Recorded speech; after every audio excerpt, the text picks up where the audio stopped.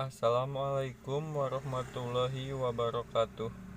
Perkenalkan, nama saya Muhammad Rizky Resano Paldi, mahasiswa Sekolah Tinggi Ilmu Kesehatan Sukabumi. Di sini, saya akan menjelaskan apa itu asma PPOK. Asma adalah penyakit inflamasi kronis saluran pernapasan yang menyebabkan terjadinya hiperaktivitas bronkus sehingga terjadi trias asma, yaitu pertama edema mukosa, yang kedua bronkokonstriksi, yang ketiga peningkatan sekresi.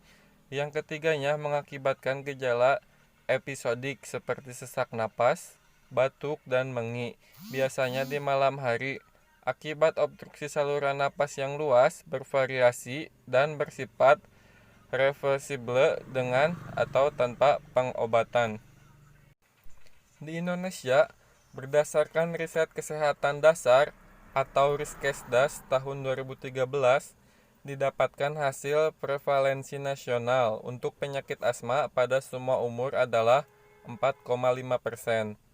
Menurut WHO atau World Health Organization, tahun 2011, 235 juta orang di seluruh dunia menderita asma dengan angka kematian lebih dari 8% di negara-negara berkembang yang sebenarnya dapat dicegah.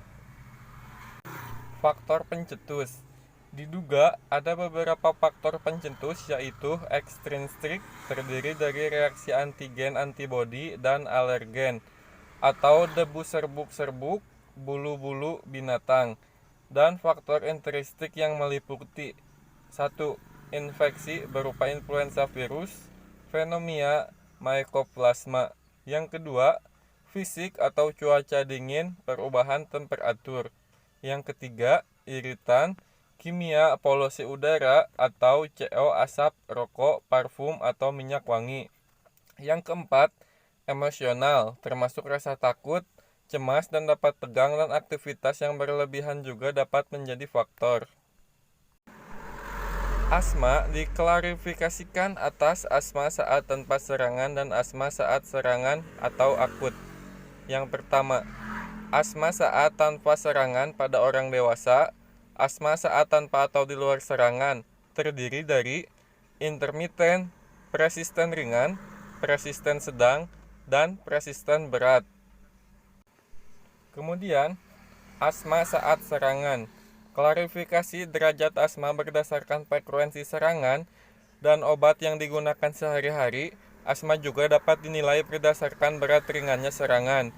Global Initiative for Asthma atau GINE merupakan pembagian derajat serangan asma berdasarkan gejala dan tanda klinis, uji fungsi paru, dan pemeriksaan laboratorium.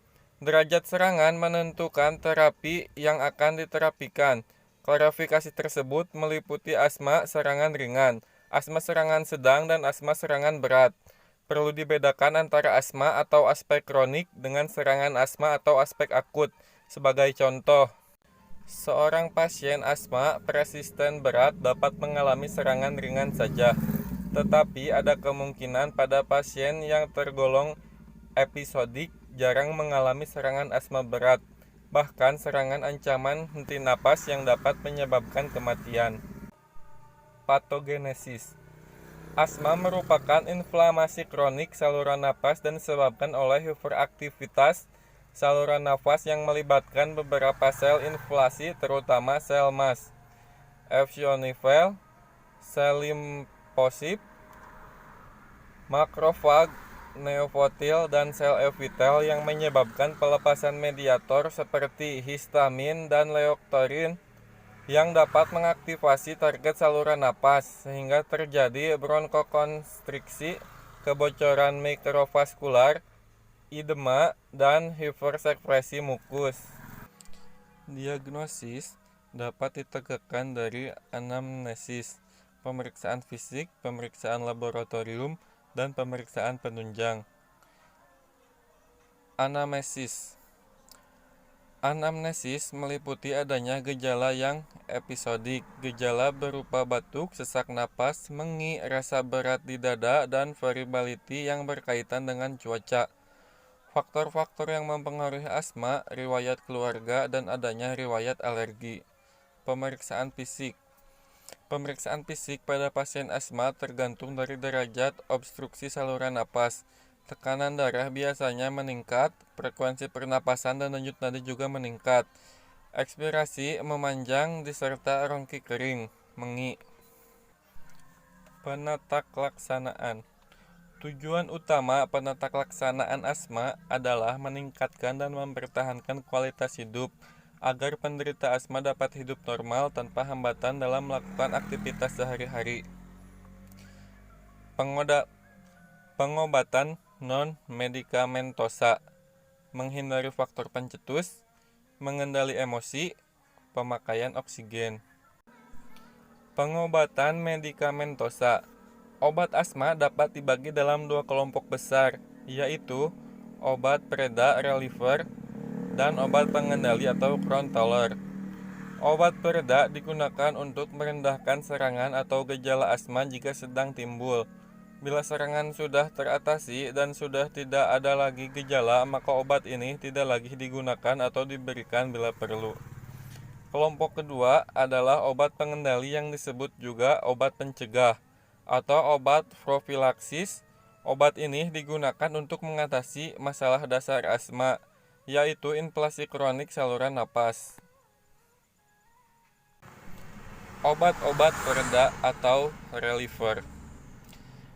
Yang pertama, bronkodilator, short acting B2 oksigen dan B2 agonis selektif.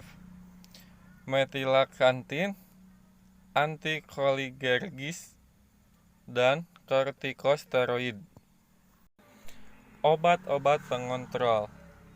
Inhalasi glukortikosteroid, leukotriene reseptor antagonis atau LTRE, long acting B2 agonis atau LIBE, dan theophylline lepas lambat.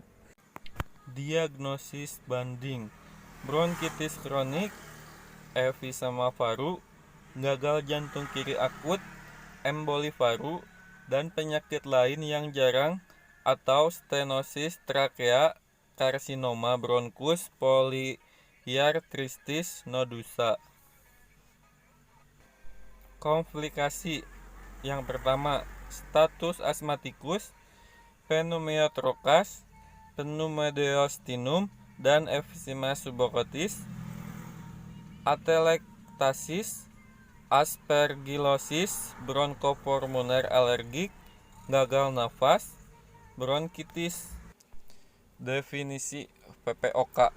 Penyakit paru obstruktif kronik adalah suatu penyumbatan penetap pada saluran pernapasan yang disebabkan oleh emfisema atau bronkitis kronik. PPOK ditandai oleh hambatan aliran udara di saluran nafas yang bersifat progresif, non-reversible, atau reversible partial. PPOK terdiri dari bronkitis kronik dan emfisema atau gabungan keduanya. Bronkitis kronik atau diagnosis klinis, kelainan saluran napas yang ditandai oleh batuk kronik berdahak minimal 3 bulan dalam setahun. Sekurang-kurangnya 2 tahun berturut-turut, tidak disebabkan penyakit lainnya.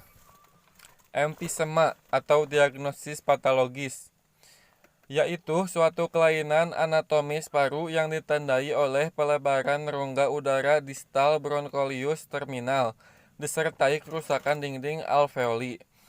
Pada prakteknya, cukup banyak penderita bronkitis kronik juga memperlihatkan tanda-tanda emfisema, termasuk penderita asma persisten berat dengan obstruksi jalan napas yang tidak reversibel penuh, dan memenuhi kriteria PPOK atau Perhimpunan Dokter Paru Indonesia.